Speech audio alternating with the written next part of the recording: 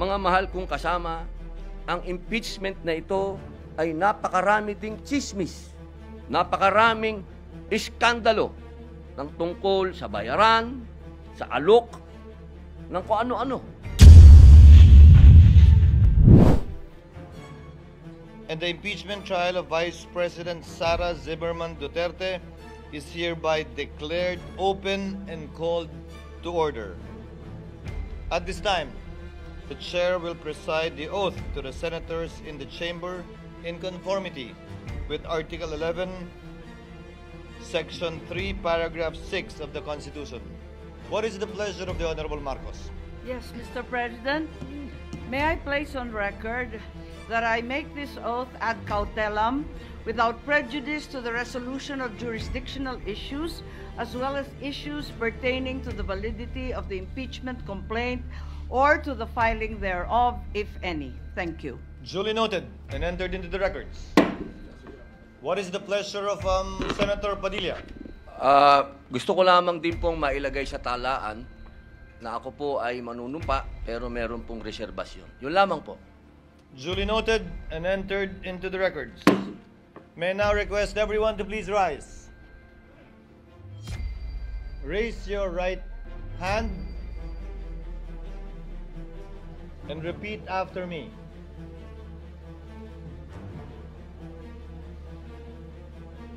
I, please state your name.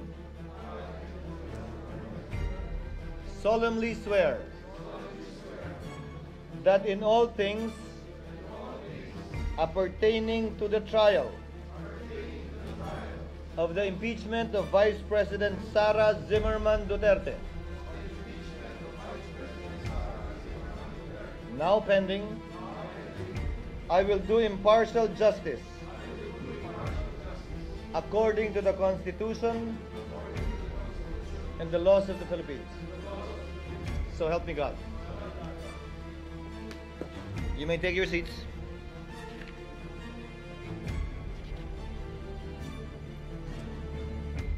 The clerk will now call the roll. Case number 003-2025 in the matter of the impeachment trial of Vice President Sara Zimmerman Duterte. Call of Senator Judges. Senator Binay, Senator Cayetano Alan, Senator Cayetano Pia, Senator De La Rosa, Senator Ejercito, Senator Estrada, Senator Gatchalian, Senator Go, Senator Ontiveros, Senator Lapid, Senator Legarda, Senator Marcos, Senator Padilla, Senator Pimentel, Senator Poe, Senator Revilla, Senator Tolentino, Senator Tulfo, Senator Villanueva, Senator Villar Cynthia, Senator Villar Mark, Senator Zubiri, the presiding officer. With 23 senator judges present, Chair hereby declares the presence of a quorum. Before we take up the matter at hand as earlier agreed upon when the Senate was still sitting in plenary, Chair would like to first adopt our rules.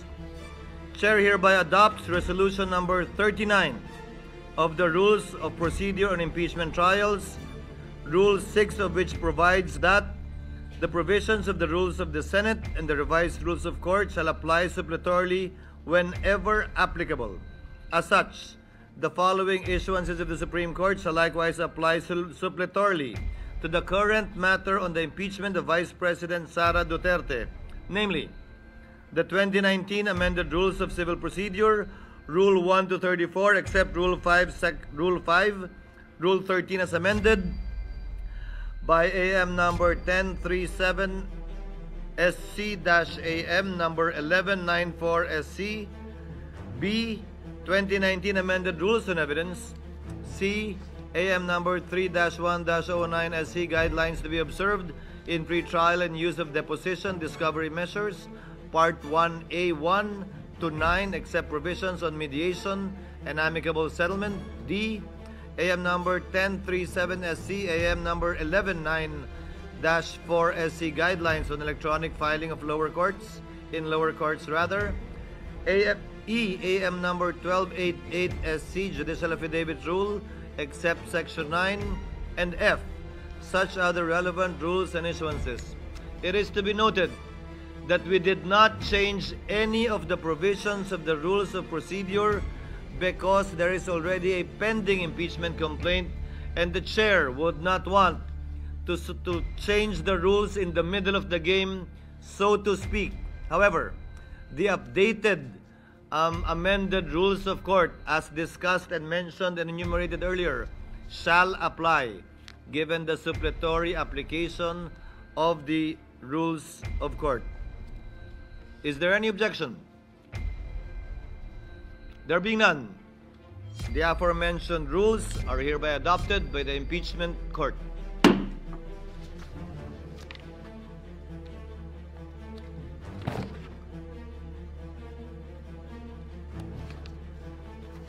Proceeding now to the matter at hand, as earlier agreed upon and discussed by the Senate sitting in plenary. What is the pleasure of Member Judge Tolentino? Mr. President, for the record, Mr. President, Mr. Presiding Officer, in view of Gentleman may proceed. in view of the convening of the impeachment court, I move that the Committee on Rules be discharged with the previous referral of the subject impeachment complaint, considering that the plenary itself, acting as a body, has initiated and ratified the formation of the impeachment court through a direct act. It is therefore submitted that there is no further necessity for a committee report to be submitted, debated, or adopted in relation thereto. I so move, Mr. President. Any objection to the motion? Hearing none, the Committee on Rules is so discharged as indicated by Member Judge Tolentino. Chair now reiterates the earlier agreed upon matter to be taken up once we have convened as an impeachment court, and for this purpose, the Chair would like to recognize Senator Judge Bato de la Rosa to kindly reiterate his motion, and thereafter Senator Judge Go to second his motion. Senator De La Rosa is recognized. You may proceed, sir.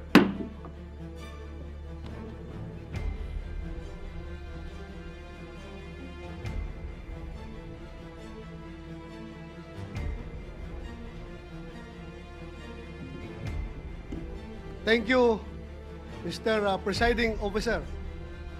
Sir.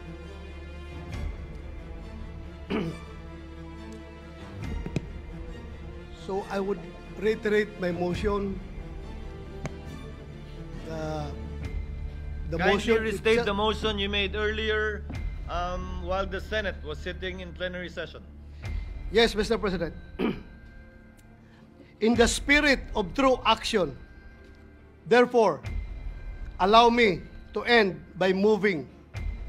I respectfully move that in view of its constitutional infirmities and question on the jurisdiction and authority of the 20th Congress, the verified impeachment complaint against Vice President Sara Zimmerman Duterte be dismissed. I so move, Mr. President. Mr. Presiding Officer. Senator Go is recognized for his seconding speech. Rather, Senator Judge Go is recognized for his seconding speech. Mr. Presiding Officer, I just wish to give my remarks and second the motion of Senator Judge Bato de la Rosa. I agree with the motion of Senator Judge Bato. Ang gusto nating kalabasan ng paglilitis na ito ay hustisya, hindi politika. Mararating lang natin ito kung masasagot ang mga katanungang na hindi nabibigyan ng linaw hanggang ngayon. Kung kaya't sana naman pag-aralan natin ito ng mabuti. Tama na hindi dapat ito patagalin, pero hindi rin dapat ito madaliin. At the very least, pag-aralan natin ito ng mabuti. Baka naman maaari natin itong ibalik o i-remand muna natin. Tama naman po ang accountability. Huwag lang pong politikahin. May tamang proseso ang impeachment. Dapat pag-aralan natin ito ng mabuti. Under Article 11, Section 3 of the 1987 Constitution, a verified complaint for impeachment may be filed by any member of the House of Representatives or by any citizen upon a resolution or endorsement by any member thereof, which shall be included in the order of business within 10 days and referred to the proper committee within 3 session days thereafter. On December 2, 2024, the first impeachment complaint endorsed by members of the House of Representatives was filed before the Secretary General of the lower house. Second and third impeachment complaints were filed in the succeeding days, duly endorsed by members of the House. Under Section 3 of the House Rules of Procedure in Impeachment Proceedings, a verified complaint for impeachment shall be filed with the Office of the Secretary General and immediately referred to the Speaker. Despite this rule, Mr. Presiding Officer, the 3 impeachment complaints filed were never referred to the Office of the Speaker. Instead, a 4th verified impeachment complaint signed by more than 200 congressmen, which now constitutes the articles of impeachment, was transmitted to the Senate. This brings into question the legality of such move when the Constitution provides that no impeachment proceeding shall be initiated against the same official more than once within a period of 1 year. Para sa ordinaryong mamamayan, at lalo na sa aming mga binigyan ng tungkulin na maging senator judge sa paglilitis na ito, this opens up a lot of questions. At ang iniiwasan natin ay yung magpapasya tayo sa isang bagay na makakaapekto sa buhay ng bawat Pilipino. Makakaapekto sa trabaho natin na makatulong sa tao. Tapos hindi naman pala dumaan sa tamang proseso. Yes, we are senator judges tasked to decide on this matter, and we took an oath to be impartial. But this matter, whether it went through the right process or not, should be first decided upon and settled with no question prior to that. We are all for accountability. In fact, maganda nga sana mapakita ng accused at ng accusers kung may ebidensya ba o wala. Pero bilang mga mambabatas, dapat siguraduhin alinsunod ito sa batas at tamang proseso. Dapat hindi na circumvent ang batas, dapat nasunod ang due process at ang rules. Hindi pwedeng shortcut. Justice delayed is justice denied, and justice conducted the wrong way is no justice at all. Anong nangyari sa 3 naunang impeachment complaints? Bakit hindi ito agad na-refer sa Speaker's Office? Bakit hindi ito isinama sa order of business within 10 session days? At bakit hindi ito ini-refer sa tamang komite within 3 session days after its inclusion in the order of business as mandated by our Constitution? Tila dinribble lang ito at hindi pinaandar ang shot clock. Parang hindi po ma-technical sa oras. Sa basketball nga, hindi pwedeng puro dribble lang. May shot clock po yan. At may oras na dapat mong obserbahan.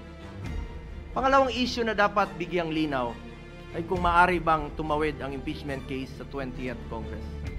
This is the first time in our history that an impeachment case was filed nearing the expiration of a legislative Congress.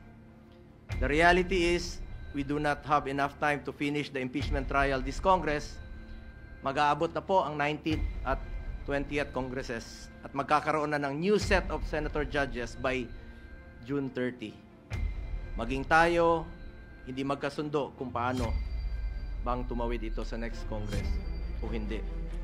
Mr. Presiding Officer, ilan lang po ito sa katanungan na legality na hindi pa nasasagot. Mayroon pa pong pending sa Supreme Court challenging the legality of the impeachment case. Baka masayang lang ang oras natin dito if in the end, this complaint suffers from constitutional infirmities. Let us focus on what is important for our people that we serve. Hustisya sa tamang paraan, at serbisyo na makakatulong sa mga Pilipino. Yun po ang kailangan ng taong bayan. Yun ang dapat pagtuunan ng pansin. Mr. Presiding Officer, para sa akin, mas mabuting unahin natin ang tunay nating trabaho. Ang pagseserbisyo sa taong bayan, maraming nasasayang na oras sa isyong ito na hindi naman mapapakinabangan ng ordinaryong Pilipino.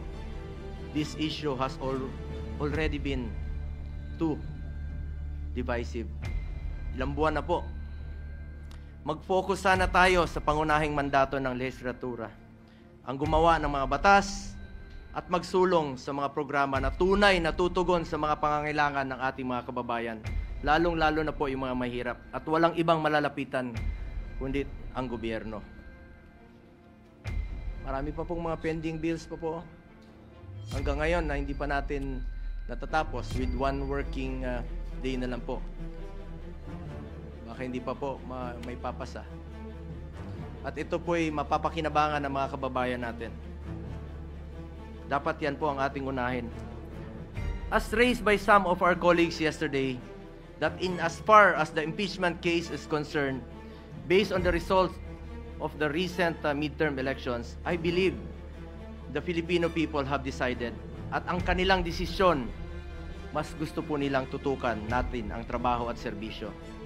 Tama na, higilan na natin ang pamumulitika. 3 taon na lang po, matatapos na ang termino ng Vice Presidente. Election na naman, at antayin nyo lang sana. Ang importante sa ating mga kababayan ay may pagkain sa kanilang hapagkainan. May matibay na healthcare system na kayang tumugon sa pangangailangan ng may sakit, disenteng trabaho at marangal na pagkakakitaan, di kalidad at abot kayang edukasyon, at ang katiyakan at panatag na ligtas silang makakauwi kahit sa gabi. Hindi naman nakakain itong impeachment. Sana pwede ninyong ikonsidera at the very least, bago tayo maglitis dito, siguraduhin muna natin na nasa tama na prosesong tinahak natin dito. The very least nga, sabi ko, marahil pwedeng ibalik o i-remand muna na ito sa pinagmulan sa House of Representatives dahil marami pang ang katanungan ang legally hindi nasasagot. Mas mabuting siguraduhin natin na sumunod sa proseso ang anumang kaso na ating diringgin para hindi masayang ang ating oras. Sang-ayon po ako na hindi natin ito dapat patagalin. Kahit si Vice President Sara Duterte gusto naman harapin ang kaso, ngunit wala ring dapat may gusto na madaliin po ito. Paano kung magsimula na tayo ngayon at magdesisyon ang Supreme Court na unconstitutional ang ginawang procedure ng House of Representatives? Paano kung sabihin nila na hindi pwedeng tumawid sa 20th Congress? Ano ang magiging aksyon natin? This puts us in a possible conflict with the decision of the Supreme Court. We must be prudent about this matter. Mr. Presiding Officer, I just want to reiterate, hindi ko po tinatalikuran ang aking sinumpaang mandato. Tungkulin ko yan as Senator Judge kahit araw-araw tayong maglitis dito. But we would also be remiss of our duty kung hindi natin siguraduhin na dumaan ito sa tamang prosesong nakasaad sa ating konstitusyon. At kilala ko po ang mga Duterte, Mr. Presiding Officer. Hindi sila tumatakas sa accountability, hindi sila tumatalikod sa hamon ng buhay. Hindi sila tumatalikod sa kanilang tungkulin. Maraming beses nang sinabi ni dating Pangulong Duterte na handa nga siyang sumagot at harapin ang mga inaakusa sa kanya, pero dito po sa ating bayan, hindi sa ibang bansa. Nabanggit din po ni Vice President Sara Duterte na handa siyang harapin ang impeachment case laban sa kanya. Hindi ito issue ng pagtakas sa accountability. Ang gusto natin dito, siguraduhin na nasunod ang tamang proseso. We must respect and abide by the procedure laid out in our Constitution. Hindi pwedeng mamili lang tayo ng mga provision na ating susundin. We are all bound to the rule of law and we must follow due process. That is all, Mr. Presiding Officer. Thank you, Senator Go. Before Senator Ontiveros, Chair would like to first acknowledge Senator Padilla. What is the pleasure of Senator Judge Padilla? Maraming salamat po, Tagapangulong Pinunong Hukom. Mga mahal kong hukom, alam ko po na napakainit at napakamabigat ang hangin dito sa ating bulwagan. Punong-puno ng tensyon, palaisipan, pero habang abala po tayo sa politika, maraming mahalagang panukala ang hindi nabibigyan ng pansin. Mga panukalang batas na hindi tungkol sa kapangyarihan, kundi tungkol sa buhay, sa sakit, sa gutom, sa karapatan ng manggagawa. Tulad na lamang po ng medical cannabis bill. Hindi po ito usaping droga. Ito'y usaping dignidad. Araw-araw may mga batang may epilepsy, may mga cancer patients, may mga nanay at tatay na umiiyak sa sakit, humihingi ng legal na lunas. Nandito na po ang solusyon, pero pinapatagal pa natin. Gaano ba katagal natin hahayaang magdusa ang kapwa natin? Isa pa po, ang mga panukala ukol sa pagtataas ng minimum wage ng mga manggagawa sa pribadong sektor. Hindi po nagpapahinga ang presyo ng bilihin. Ang pamasahe, pagkain, renta, lahat po ay tumataas. Pero ang sahod, naiiwan. Kailangan po nating ipaglaban ang manggagawang Pilipino. Ibigay na natin ang nararapat para sa kanila. Isa pa po, ang Revised Cooperative Code Bill na nakapasa na sa ikatlong pagbasa sa mababang kapulungan at pinagdidiskusyonan pa rin sa komite sa Senado. Ito po para sa mga magsasaka, mangingisda at maliliit na negosyante. Pinal na sana, isang boto na lang, pero naisang tabi pa. Sila po ang bumubuhay sa probinsya. Sila rin ang tunay na haligi ng lokal na ekonomiya. Bakit natin sila pinaghihintay? Mga mahal kong kasama sa Senado, unang-una na po ang aking BFF. I love you, pare. Alam kong may kinakaharap tayong seryosong krisis pampolitika. Pero hindi po dahilan yon para kalimutan ang tunay na trabaho natin, ang maglingkod sa bayan. Ang hustisya pwedeng isabay sa serbisyo, hindi kailangang mamili. Pakiusap ko po, huwag nating hayaang matabunan ng ingay ng politika ang sigaw ng ordinaryong Pilipino. Habang pinagdidibatihan natin ang impeachment, may mga kababayang tayong inihintay ang gamot, dagdag sahod at ng pag-asa. Bawat araw ng delay, may nawawalan ng lakas ng loob. Bawat hindi pagtutok, may Pilipinong nawawala ang tiwala. Ilan lamang ito sa mga panukalang batas na naantala dahil sa usapin ng impeachment. Ito po ang panawagan ko bilang inyong kasama. Tulungan natin ang mga panukalang tunay na may silbi. Panahon na po para pakinggan ng bayan.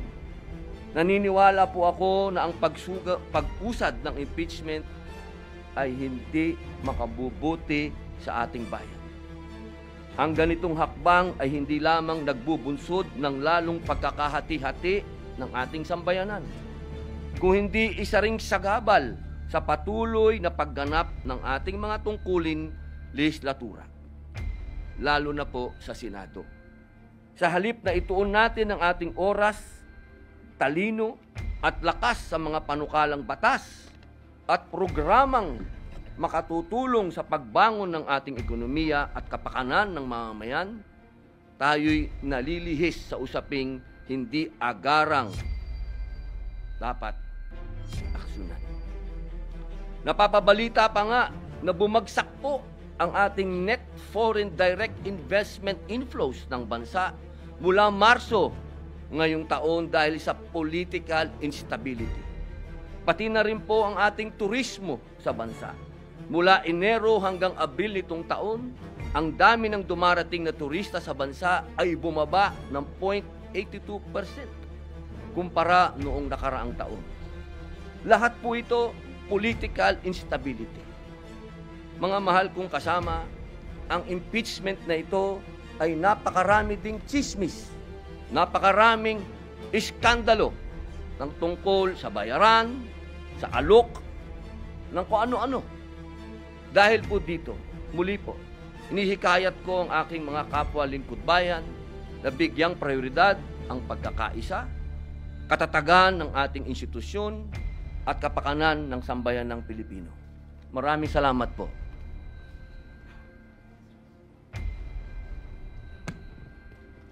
Senator, what is the pleasure of Senator Judge Pimentel? Since there is a motion, I think, Mr. President, and the motion is to dismiss the entire impeachment case.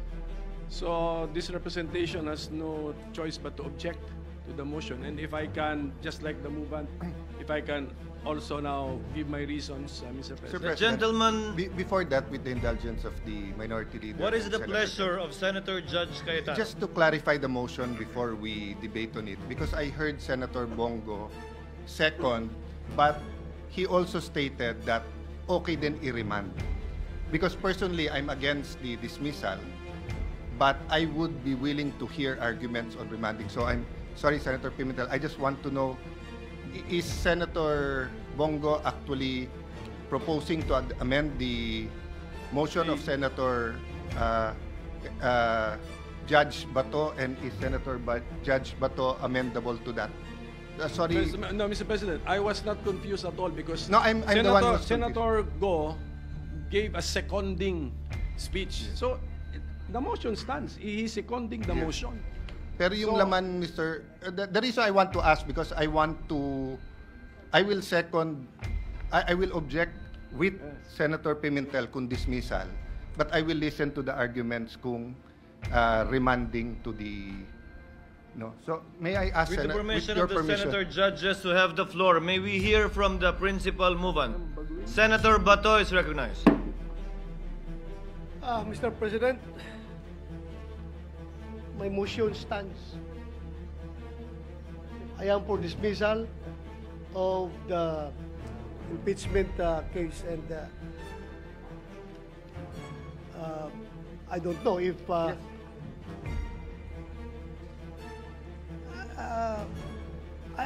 am open. I am open for discussion. I heard the statement of Senator Alan Cayetano, but still,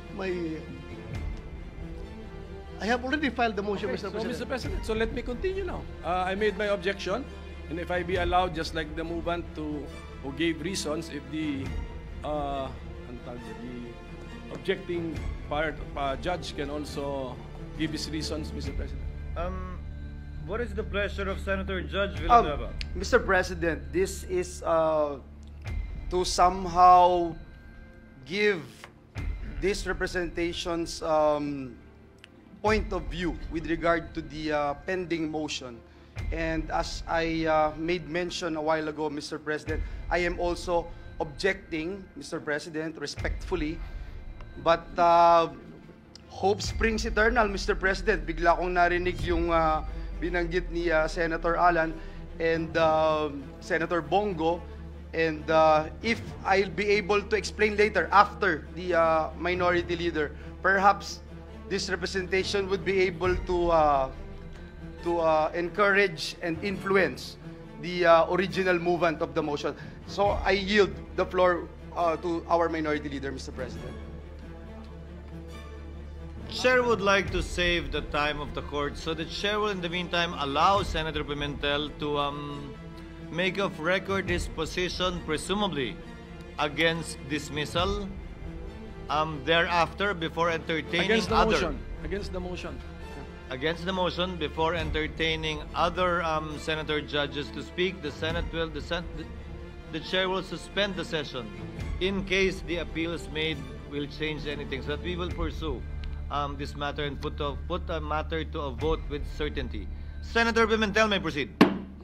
No, I think, Mr. President, the motion has been made and this representation is objecting. So later on, we have to now process the motion and vote on it because there is in a collegial body someone is objecting. Mr. Senator Pimentel, Yes. you may proceed.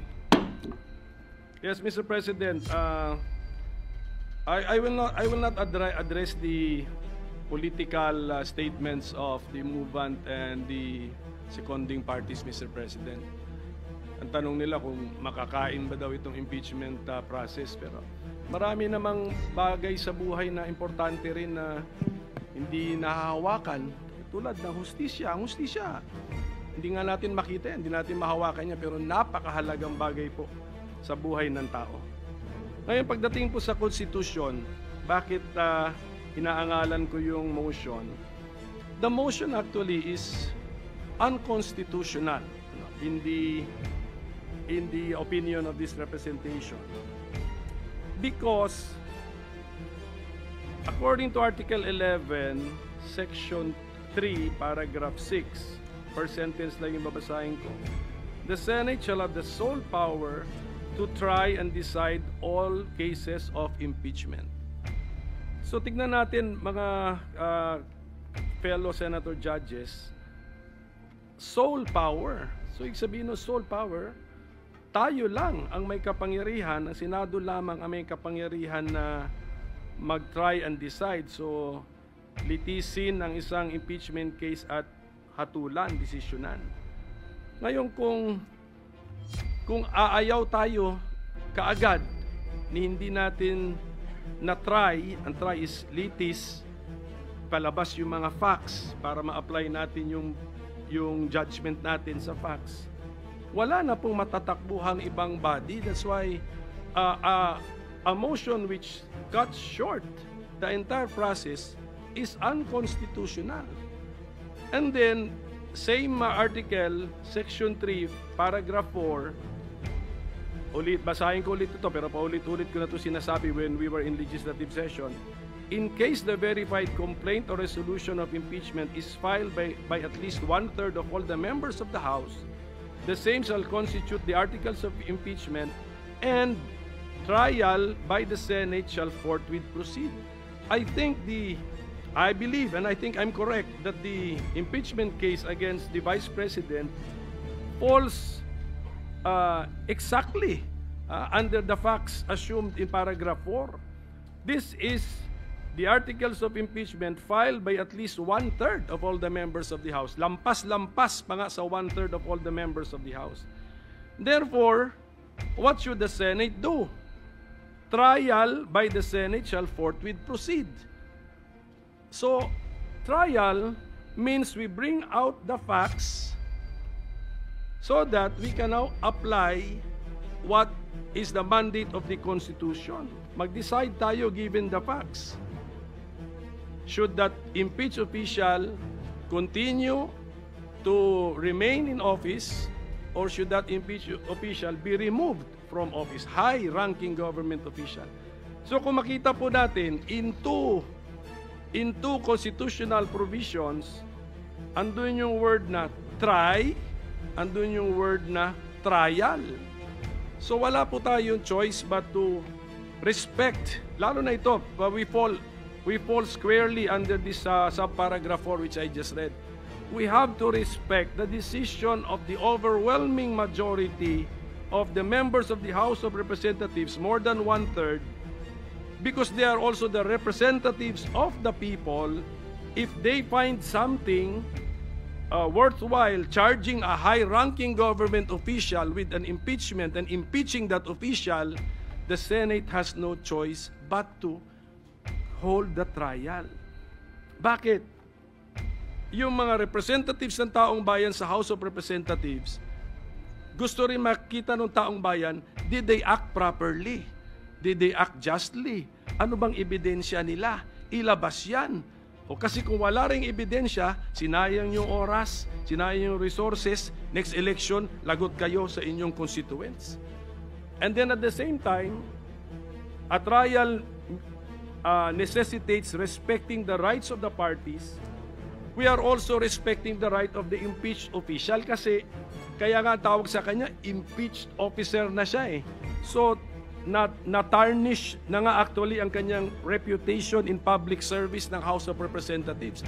The trial will give that impeached officer the chance to clear of his or her name and at the same time maybe rebuild his or her reputation, Mr. President. And then, since the presiding officer, when we adopted the rules, when he made the motion to adopt our rules, we did not only adopt our Senate rules on impeachment, we also adopted some rules of the rules of court and then some circulars and some amendments. In a court proceeding, ito by analogy, we are actually like a court. In a court proceeding, since the judge should observe the cold neutrality of an impartial judge, yung mga pagkakamali or pagkukulang alleged sa complaint, sa information, it should be the affected or aggrieved party which should raise that before the judge or before the judges in a collegial body. Yun po yung tamang kilos ng cold, neutral, and impartial judge. Let the parties point this out to us. Therefore, even if you want to entertain this, although ako sabi ko it's unconstitutional, we cannot entertain this. In the normal court processes, this may even be premature to entertain because let's await the answer to be filed by the impeached official. Tignan natin if she, the impeached officer, will point this all to us. And then, sabi ko nga, ang daming facts na kailangan natin malaman. Did yung mga 10 days, 3 days, and then it requires familiarity with the rules of the House. So, Mr. President, for all these reasons, I object to the motion, but my anchor argument is that it is unconstitutional. The Senate, as the impeachment court, cannot cut short the process by dismissing an impeachment complaint, Mr. President. Thank you. Senator Ontiveros is recognized. You may proceed, ma'am. Salamat po, Mr. Presiding Officer. I too object to the motion of Senator Judge De La Rosa. A motion to dismiss is not found.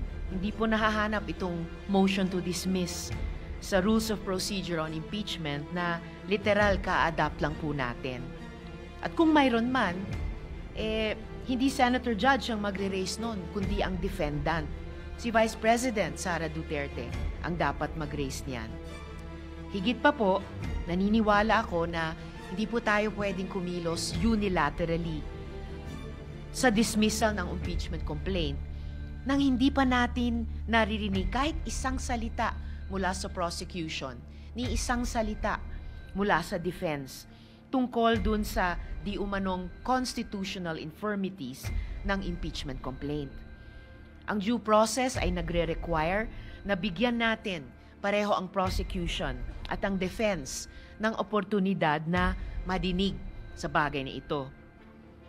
Ang landmark Philippine Supreme Court case, ang Tibay versus Court of Industrial Relations, GR number L46496, February 27, 1940, ay inisa-isa yung mga essential elements o tinawag nitong cardinal primary rights ng due process, partikular sa mga administrative o quasi-judicial proceedings. Kasama po dito ang the right to a hearing, that the tribunal consider the evidence presented, that the decision must have something to support itself, and the existence of substantial evidence. The decision must be based on the evidence adduced at the hearing at wala pong panlabas o hindi totoong mga bagay-bagay ay dapat mag-impluwensya sa outcome doon. Ang pinaka-basic tenet ng due process ay yung karapatang marinig. Kung yung mga parties nga po ay hindi nabigyan ng oportunidad lumahok sa proceedings, itong impeachment court ay magiging vulnerable sa isang atake na nilabag natin ang due process. At sa pananaw ko, sila'y magiging tama. Ang rekomendasyon ko po ay bago magdesisyon ang body na ito sa usaping ito, i-notify po muna natin ang prosecution at ang defense tungkol sa motion ni Senator Judge De La Rosa at bigyan sila ng sapat na panahon magsumite ng kanilang comments sa bagay na ito. Gusto ko rin pong gawing of record, Mr. Presiding Officer, na batay sa pagkaintindi ko, yung alleged infirmities ng articles of impeachment ay kwinestyon sa harap ng Korte Suprema. Nasa Korte Suprema na po ang usaping ito. At wala naman pong TRO na ibinaba ang Korte Suprema. Mr. Presiding Officer, maintaining the view that the parties should comment on the question made before this body, para po sa akin, ang impeachment court ay dapat lamang po tayo mag-rule sa motion pagkatapos nating ni-require yung parties mag-comment dun sa motion ni Senator Judge De La Rosa within that sufficient period of time as the good presiding officer may determine. Pending this, minimaintain ako po, Mr. Presiding Officer, ang aking objection sa motion. Salamat po. Thank you, Senator Ontiveros. What is the pleasure of Senator Judge Villanueva and thereafter Senator Judge Cayetano? Thank you very much. Senator Judge Villanueva, you may proceed. Thank you, Mr. President, Presiding Officer. Nung sumumpa po tayo bilang mga senador ng Republika ng Pilipinas, ang sinumpaan din po nating tungkulin ay pag nagkaroon ng pagkakataon na magkaroon ng impeachment proceedings, tayo po ay tatayo bilang mga senator judges ng impeachment proceedings. Nung time po, Ginoong Pangulo, na tayo ay nung time po na ang House of Representatives ay dininig itong mga several impeachment complaints. Natatandaan ko yung tatay ko, Ginoong Pangulo, hindi po siya pumirma, not just because he doesn't believe in the impeachment complaint, but because he knows for a fact that his son will stand as one of the jurors, as one of the judges, Mr. President. Kaya po, nais nating panatiliin ang pinakamataas na antas ng integridad at pagkilala sa mga nagaganap dito po sa bulwagang ito. And having said that, Mr. President, this representation during the time when we have yet to convene the impeachment court objected to the motion because this representation believes that the motion should be filed in this impeachment court. Now, in this impeachment court, Mr. President, I am objecting because, let me quote again, Article 6, Section 3, Paragraph 4 of the 87 Constitution provides that upon the filing of a verified complaint impeachment by at least one-third of the members of the House of Representatives, trial by the Senate shall forthwith proceed. At ito ho yung dahilan kung bakit ang ating Senate President nagpagawa agad ng robes, pinrepair ang bulwagang ito, at hindi natin sinasabi, Mr. President, na mababaliwala yung mga binanggit ni Senator Bato, Judge Senator Bato, Judge Senator Bongo tungkol po doon sa impeachment complaint. Hindi din po natin binabaliwala at kailangan talagang mapag-usapan natin yung tungkol sa one-year ban, yung pong tungkol sa jurisdiction ng impeachment court to make sure that the representatives representing the House of Representatives shares the same intention as the 19th Congress, ito pong 20th Congress ng HOR. Number 2, Mr. President, yung Article 11, Section 3, Paragraph 6 na binanggit po kanina ng ating minority leader. Ang Senate's role is to try and decide all cases of impeachment. Kaya po, sa totoo lang, Mr. President, tinignan ko ho yung konstitusyon, hindi ko po makita kung binibigyan ng authority ang Senado para i-grant yung to summarily dismiss, Mr. President, ang isang impeachment complaint. The power of initial determination belongs solely to the House, ang Senate magta-try. Mr. President, nung pong panahon ng impeachment ni then Chief Justice Corona, may motion po during the trial yung second day wherein the defense challenged the validity and legality of the proceedings. And in connection with the initiation of the impeachment complaint of the House of Representatives, the defense argued that the verification of the impeachment complaint was fatally defective and should thus be dismissed.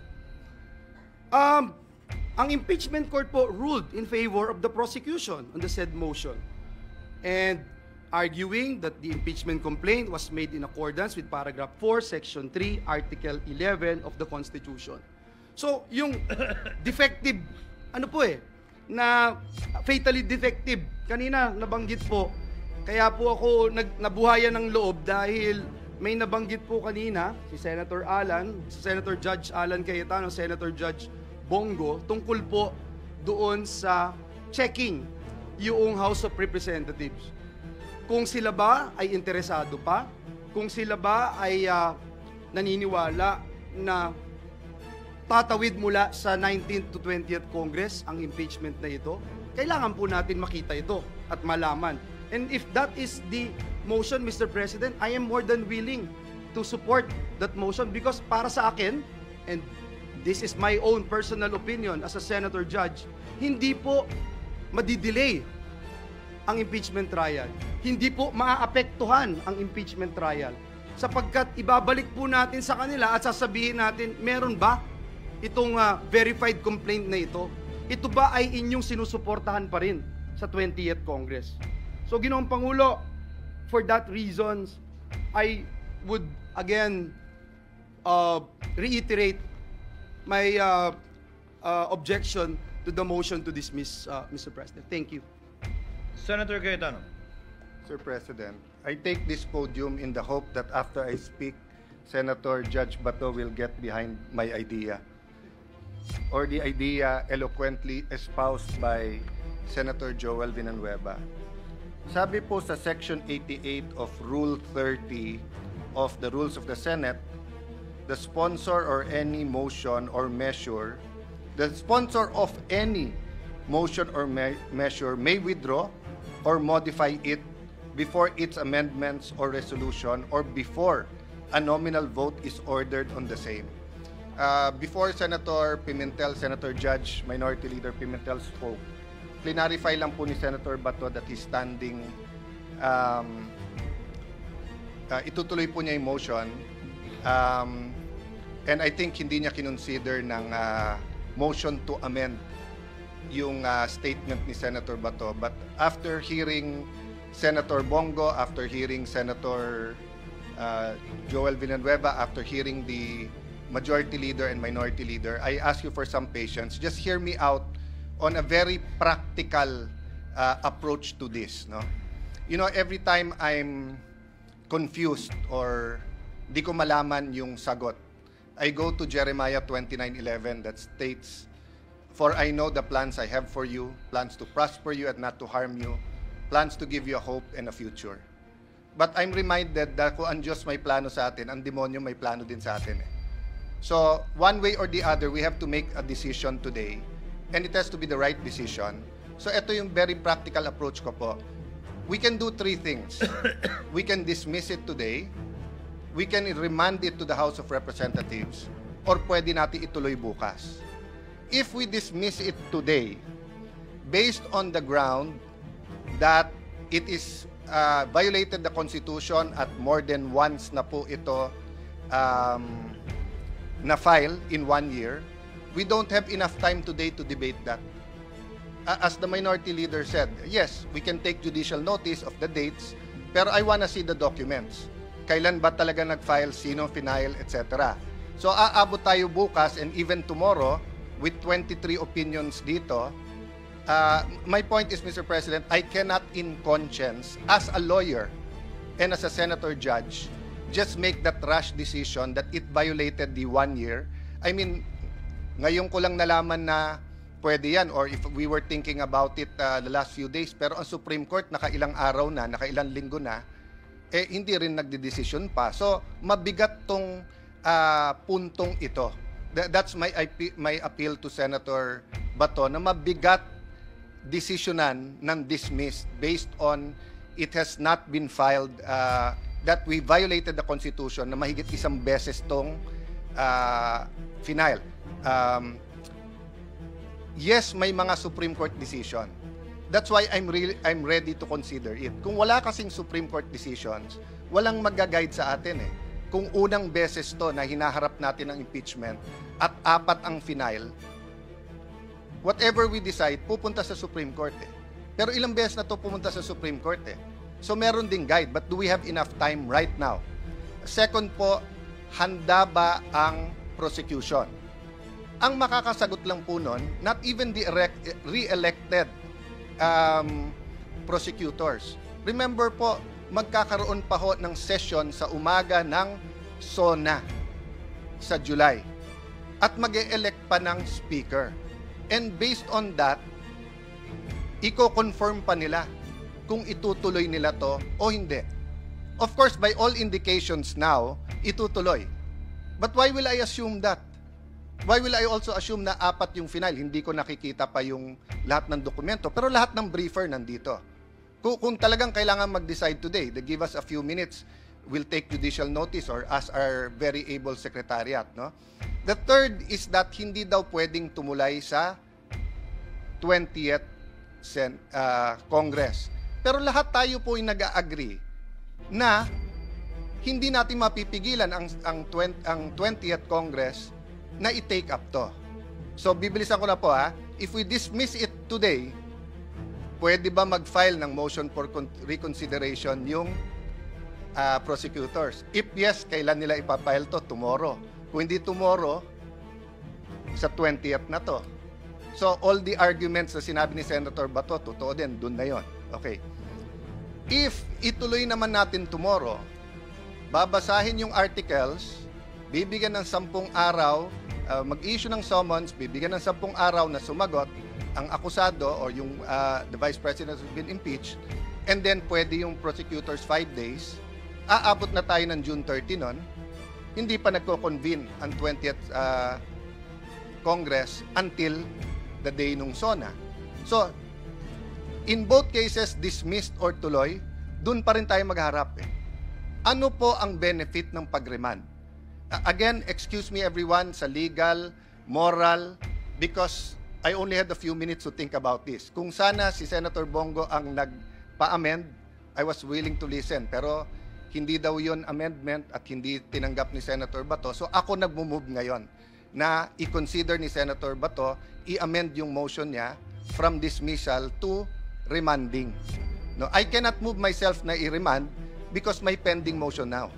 But I can ask him to amend his motion. And why will remanding be in the interest of justice and consistent with our oath of political neutrality? Kasi ang mangyayari nito, hindi pa binabasa yung articles of impeachment bukas, babalik to sa House of Representatives.